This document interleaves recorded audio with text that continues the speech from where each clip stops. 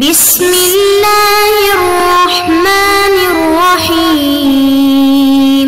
نحمده ونصلی علی رسولہ الکریم اما بعد بسم اللہ الرحمن الرحیم۔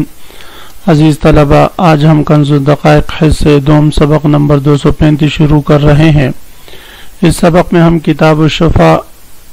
سے متعلق پڑھیں گے۔ آج کا یہ سبق کتاب الشفا کا دوسرا سبق ہے اور یہ کتاب الشفا کو سمجھنے کے لیے انتہائی اہم اور لازم سبق ہے،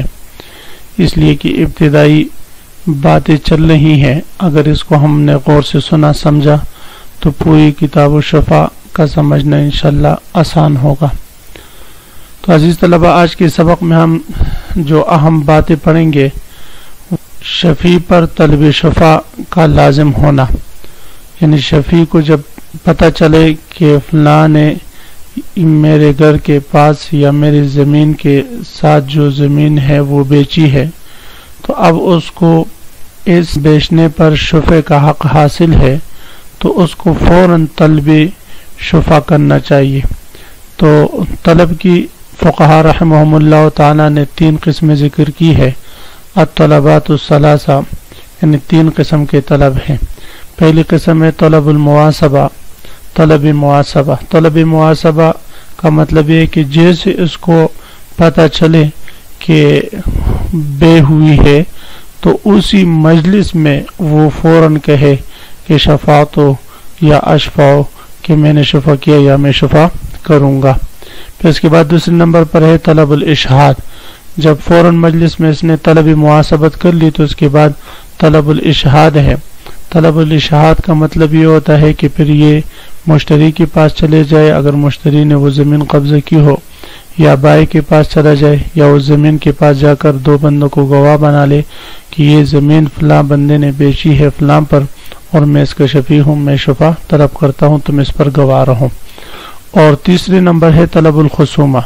طلب خصومہ کا مطلب یہ ہے کہ جب یہ طلب مواسبہ طلب الاشہاد کر چکا تو اب اس کا حق شفا پختہ ہو چکا ہے۔ اب یہ قاضی کی عدالت میں جا کر وہاں پر کیس لڑے اور شفا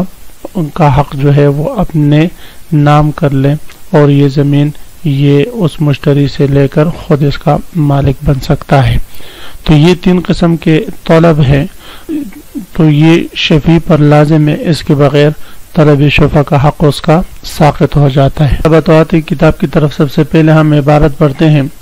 وواضع الجزوع علی الحائط والشریک فی خشبۃ علی الحائط جار۔ یہ مصنف علیہ الرحمہ اس عبارت میں یہ مسئلہ بیان فرما رہے ہیں کہ شریک فی نفس المبی کا یہ مطلب نہیں ہے کہ اگر 2 گھر آپس میں ملے ہوئے ہیں اور ایک گھر کے شہتیر بڑی لکڑی جزعون سے ہیں، یعنی وہ لکڑی جس پر چھت کا دار و مدار ہوتا ہے، گھر میں 2-3 جو ہے اس طرح بڑی لکڑی ہوتی ہے، جس طرح کی یہ آج کل بیم وغیرہ لے لے، پرانے زمانے میں بیم کی جگہ پر جو لکڑی استعمال ہوتی تھی اس کو جزو کہتے تھے، شہتیر اس کو کہتے ہیں۔ تو یہ شہتیر کی لکڑی اگر ایک شخص کے گھر کی وہ دوسرے شخص کے گھر کی دیوار پر ہوں تو اس کے گھر کی دیوار پر ہونا یہ شرک فی المبی یا شرک فی الدار ہم اس کو نہیں کہیں گے۔ اسی طرح وہ شریک فی خشبۃ علی الحائط، اسی طرح دیوار پر جو لکڑی وغیرہ رکھی جاتی ہیں بہت ساری، اس میں اگر شرکت ہو، یعنی کچھ ایک گھر والے نے رکھی ہو، کچھ لکڑیاں دوسرے گھر والے نے، یا دونوں نے مشترکہ پیسوں سے لا کر اپنے لیے اس گھر کا دیوار پر جو ہے لکڑیاں رکھ کر اوپر چٹ ڈالی ہوں، تو فرماتے ہیں یہ شرکت بھی اس مبی میں یا اس گھر میں شرکت فی حق المبی اس کو ہم نہیں کہہ سکتے اس شرکت کی وجہ سے۔ ہاں، وواضع الجزوع علی الحائط، اپنے پڑوس والے کے ایک گھر کی دیوار پر لکڑی رکھنے والا، والشریک فی خشبۃ علی الحائط، اور دیوار پر رکھی ہوئی لکڑیوں میں شریک، جار، یہ اس گھر کا پڑوسی تو ہو سکتا ہے لیکن شریک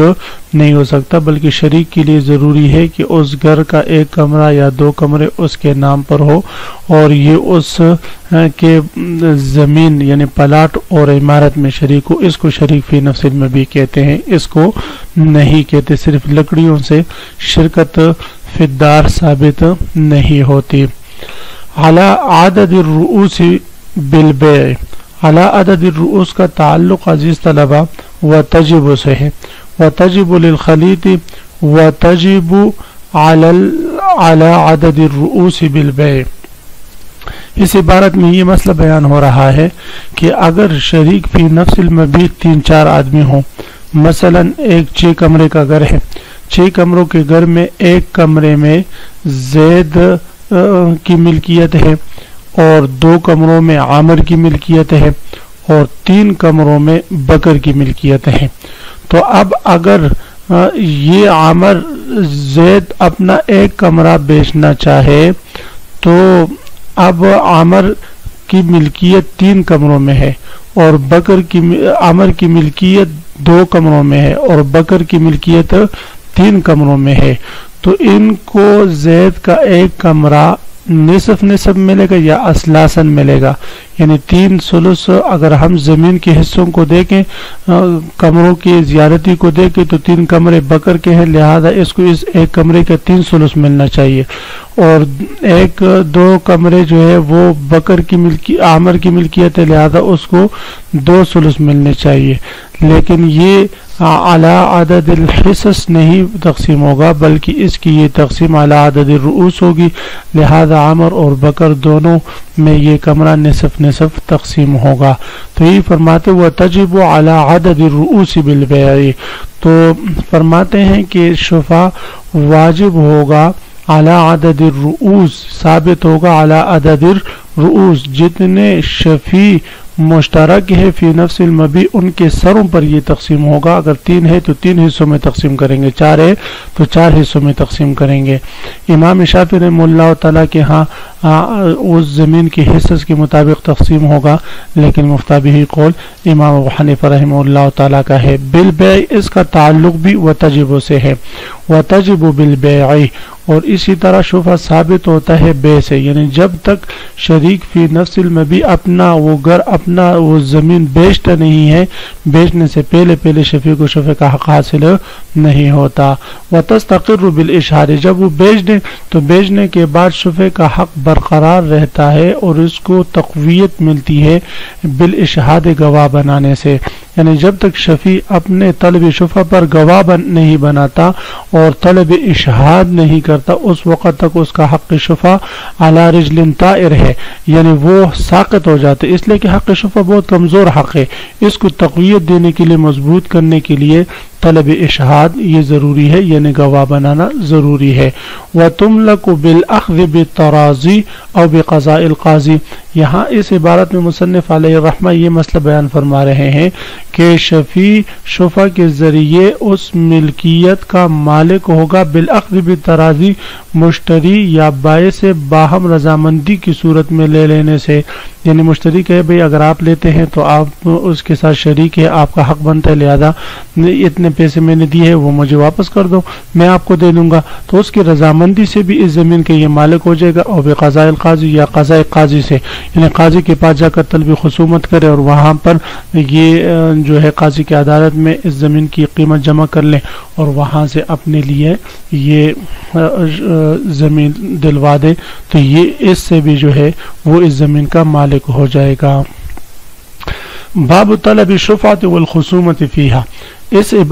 باب میں مصنف علیہ الرحمہ شفع کو طلب کرنے اور حق شفع کے بارے میں کیس لڑنے سے متعلق مسائل ذکر کریں گے۔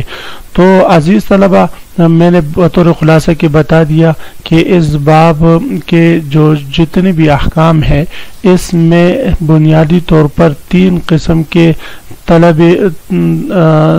طلبات کو ذکر کیا ہے، ایک طلب شفع، ایک طلب محاسبہ، دوسرا طلب اشہاد اور تیسرا طلب خصومت ہے۔ تو یہاں سے فَإِنْ عَلِمَ الشَّفِيعُ بِالْبَيْعِ سے مصنف علیہ الرحمہ طلب محاسبہ کا ذکر فرما رہے ہیں۔ طلب محاسبت کا مطلب یہ ہے کہ جیسے ہی شفیع کو بے کا علم ہو جائے تو وہ فوراً یہ کہہ دے کہ میں کیا کرتا ہوں بھئی یہ زمین شفا پر لیتا ہوں اور میں اس میں شفا کرتا ہوں۔ فَإِنْ عَلِمَ الشَّفِيعُ بِالْبَيْعِ پس اگر شفیع کو بے گھر کے بیچنے کا علم ہو جائے اشہد فی مجلسہ علی الطلب تو وہ اسی مجلس میں طلبی شفا پر گواہ بنا لے۔ اشہد فی مجلسہ علی الطلب جس مجلس میں اس کو علم ہوا اسی مجلس میں موجود لوگوں کو بھئی بھی آپ گواہ رہو میں نے شفا طلب کر لیا میں شفا سے یہ زمین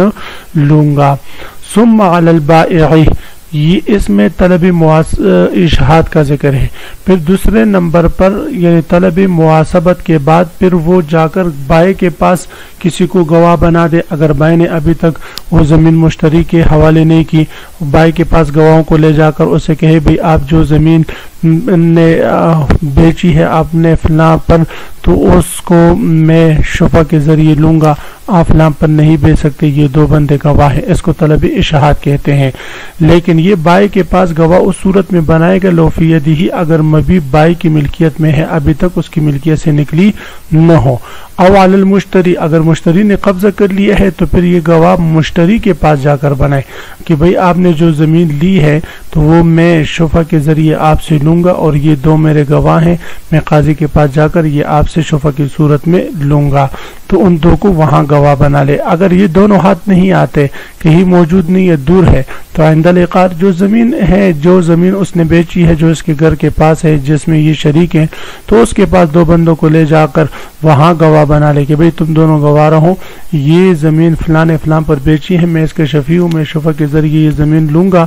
اور تم اس پر گواہ رہو۔ تو فرماتے ثم علی البائع پھر بائع پر گواہ بنا دے لو فی یدہ اگر مبیع ابھی تک اس کے قبضے میں ہے او علی المشتری یا مشتری پر گواہ بنا لے او عند العقار یا زمین کے پاس جا کر گواہ بنا دے۔ ثم لا تسقط بالتاخیر اب اس عبارت میں مصنف علیہ رحمہ فرما رہے ہیں کہ جب شفیع نے طلب محاسبت کر لی یا طلب اشہاد کر لیا تو طلب محاسبت اور طلب اشہاد کے بعد اب اس کا یہ حق پختہ ہو چکا اس لیے طلب اشہاد کو طلب تقریر بھی کہتے ہیں کہ اس کا یہ حق پختہ ہو چکا ہے۔ ثم لا تسقط بالتاخیر اب یہ تاخیر سے ساقط نہیں ہوگا۔ تو یہ جو لا تسقط بالتاخیر کا مطلقاً حکم ہے یہ امام صاحب رحمہ اللہ تعالیٰ کا حکم ہے۔ امام محمد رحمہ اللہ تعالیٰ فرماتے ہیں کہ طلب اشہاد کے بعد اگر یہ شفیع 1 مہینے تک خاموش رہا طلب خصومت نہیں کی یعنی قاضی کے پاس جا کر کیس دائر نہیں کیا تو 1 مہینہ کی تاخیر سے بلا عذر تاخیر سے امام محمد رحمہ اللہ تعالیٰ فرماتے ہیں اس کا یہ حق شفا باطل ہو جائے گا اور یہی امام ظفر رحمہ اللہ تعالیٰ کا قول ہے۔ امام ابو حنیفہ رحمہ اللہ تعالیٰ فرماتے ہیں کہ اس کا یہ حق اس لیے ساقط نہیں ہوگا کہ جب تک یہ خود ساقط نہ کرنا چاہیے اس لیے کہ اس کے لیے حق ثابت ہو چکا ہے۔ جب حق ثابت ہو چکا ہے تو جب تک یہ خود ساقط نہ کرنا چاہے تو اب یہ ساقط نہیں ہوگا۔ امام محمد رحمہ اللہ تعالیٰ فرماتے ہیں کہ اگر 1 مہینے سے زیادہ تاخیر کرے گا تو یہ مشتری کو ضرر میں مبتلا کرنے کے مترادف ہے اس لیے کہ مشتری اس میں کچھ کام کار نہیں کر سکے گا پتہ نہیں یہ لیتا ہے یا نہیں لیتا تو اس لیے فرماتے ہیں کہ 1 مہینے کے اندر جا کر یہ طلب خصومت کر لے قاضی سے اپنے لیے یہ زمین لینے کا مطالبہ کر لے۔ اور مفتہ بھی قول آج کل امام محمد رحمہ اللہ تعالیٰ کا ہے۔ عزیز طلبہ ثم لا تسقط بالتاخیر تو یہی فرما رہے کہ تاخیر سے شفا کا حق ساقط نہ ہوگا۔ فإن طلب عند القاضی اگر یہ قاضی کے پاس گیا اور وہاں پر طلب خصومت کر لی یہاں پر گویا کہ طلب خصومت کا بیان ہے تیسرے طلب کا بیان ہے۔ فإن طلب عند القاضی یہ قاضی کے پاس گیا اور وہاں پر طلب خصومت کر لی تو اب قاضی جو ہے طلب خصومت کے بعد یہ زمین مشتری سے یا بائع سے لے کر اس شفیع کو دلوائے گا لیکن اس قضاء قاضی کی میں تفصیل ہے کہ قاضی فیصلہ کیسے کرے گا کس طریقے سے جو ہے فیصلہ کرے گا اس کی تفصیل انشاءاللہ اگلے سبق میں ہم پڑھیں گے۔ وآخر دعوانا ان الحمدللہ رب العالمین۔